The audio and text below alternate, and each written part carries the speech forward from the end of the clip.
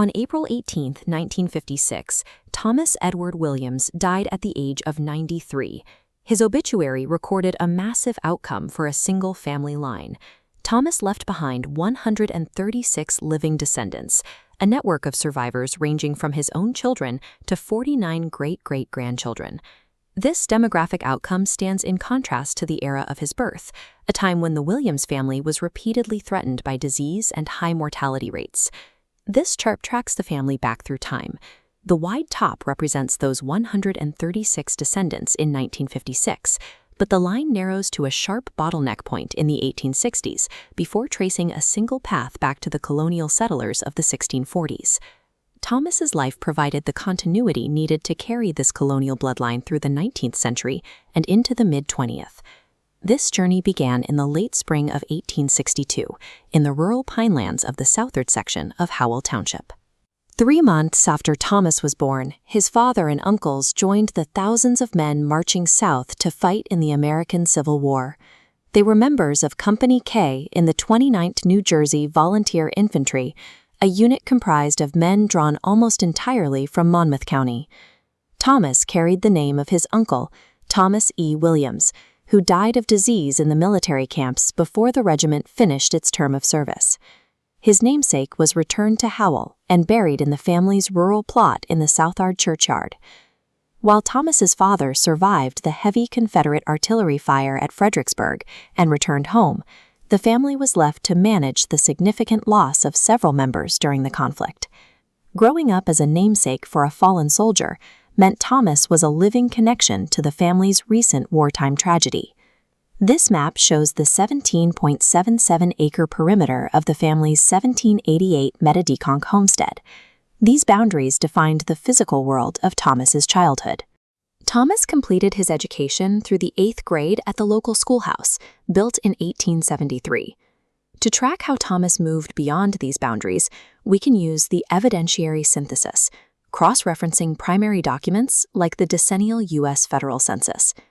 In the 1880 federal census for Howell Township, 17-year-old Thomas is listed as Edward Williams. His occupation is recorded as farm laborer.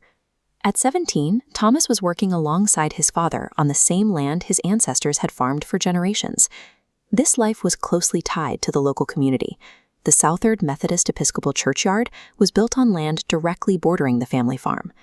In 1880, Thomas appeared set to follow the same agrarian cycle as his forefathers, living and working on the same patch of Monmouth County land. On Christmas Eve in 1882, Thomas married Mary Wolcott, marking the start of a new generation. This brutal era was defined by harsh, unforgiving conditions, where disease and sudden tragedy frequently ended entire family lines. Thomas witnessed this high mortality firsthand. He saw his parents bury 5 of his sisters. He lost a 22-year-old brother to consumption, and another brother died at 32 from a pistol wound. These losses meant the survival of the Williams name depended on whether the next generation could withstand the era's medical and social challenges.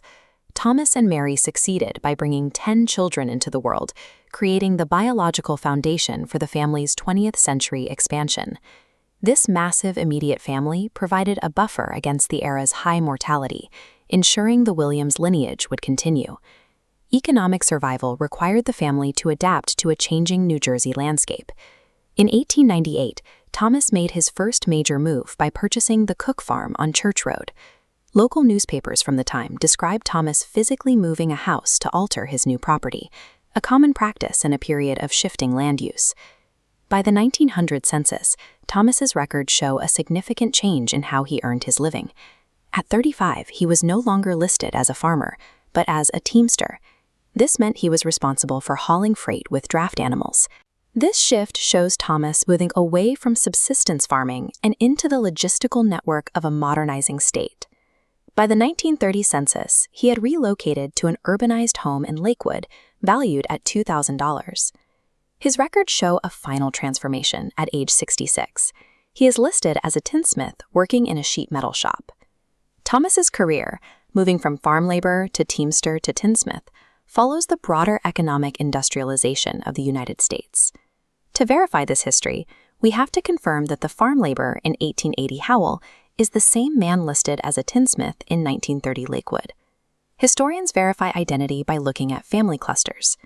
In the 1930 census, Thomas is living directly next door to his son, Harry. Harry's record shows he was a draftsman working in the same sheet metal industry as his father.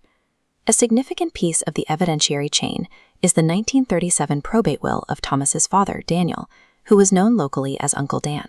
This legal document explicitly identifies his son as Thomas E. Williams of Point Pleasant, which connects the family across different locations. These primary sources document Thomas's life across several decades, establishing a consistent record of the family's movement through Monmouth and Ocean counties. In his final years, Thomas completed the family's long move toward the coast, finally settling down in Point Pleasant. After Mary passed away in 1944, Thomas lived until April 1956, reaching the age of 93. Although he moved to the coast, he was returned to the interior of the county to be buried alongside his wife in Lakewood.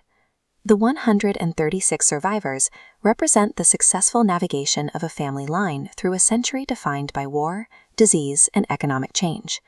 That legacy continued through his children. His sons' marriages would later connect the Williams name to the history of the D-Day landings.